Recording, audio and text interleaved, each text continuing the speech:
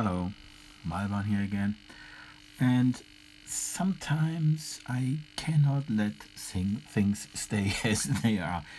I think it was yesterday when I showed you my current version of Star Wars.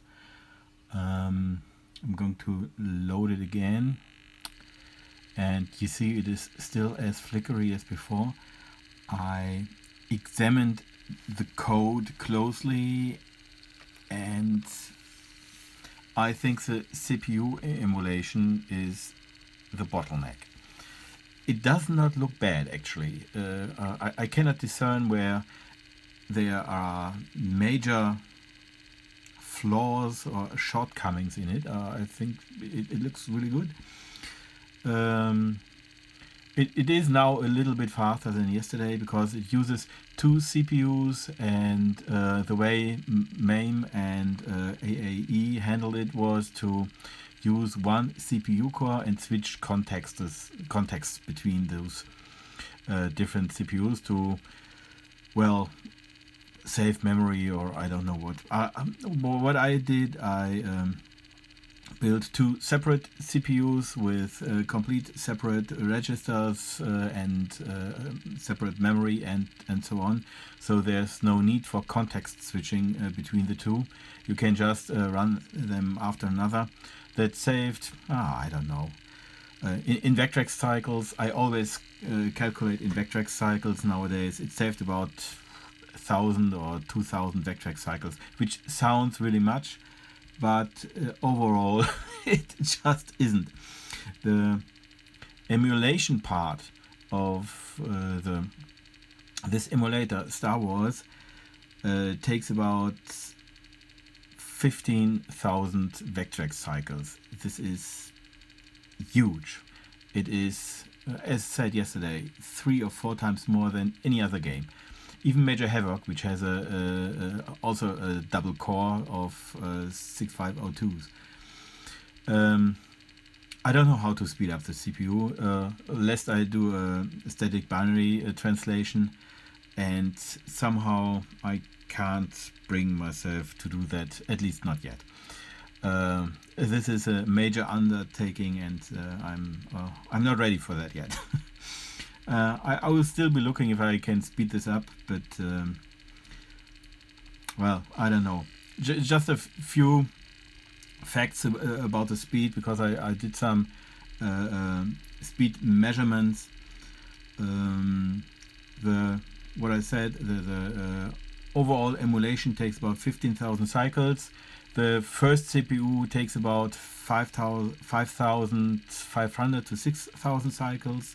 The second CPU, the sound CPU, takes another 3,500. The vector generator takes about 2,500 up to 3,000 cycles. The sound support, well, you do not hear it, but it must be emulated, which are 4 Pokey chips. Take another 1,200 cycles to emulate. And actually my internal processing of the vector pipeline to display takes another 3,000 to 6,000 cycles, depending on the count of vectors which are displayed. And Star Wars is huge with vector count.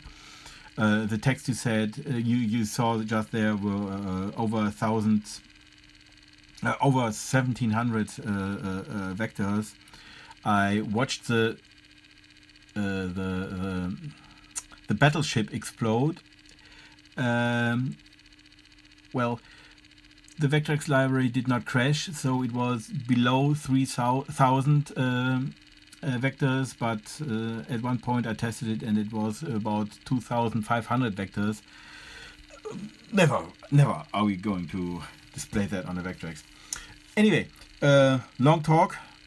I'm just wanted to show you what's up to anyway, because I now inserted the keys for Star Wars, and you can see I can steer this thing here.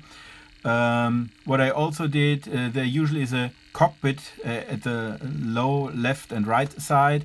This is what I learned from Thomas. I just switched the cockpit off, which saves about 200 actual vectors, and you can see it in game without displaying too much text and having ripped the actual cockpit. The game is nearly playable. As you can see, it's not beautiful. It's not really fast enough, but playable actually.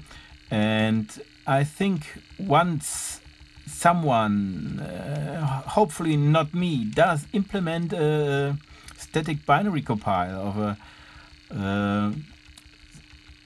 6809 CPU core, I think this might actually be playable. Not how it was meant to be played, but without the cockpit, the right overlay, and so on. This might actually do. Actually, I just saw I'm still not in the IRQ mode, so I switched to IRQ mode, which is still a little bit faster. Now we're at the second level. I'm going to play a little bit further. Hopefully I'm going to the it's not a walker level, it's a tower level, or how it's called. I don't know. So you can see that too. So Star Wars is not actually too far away, but it's not the original speed. It's not the vectors are not correct yet, but well, anyone out there who wants to program a static binary compile of a Vectrex CPU, you're invited to do so, and I will implement it with this emulator, and then we can play this a little bit cleaner and faster. Although it does not actually look too bad right now, but well, it's not as good as I wanted. And if you say I'm playing very badly, then you're right. You're right.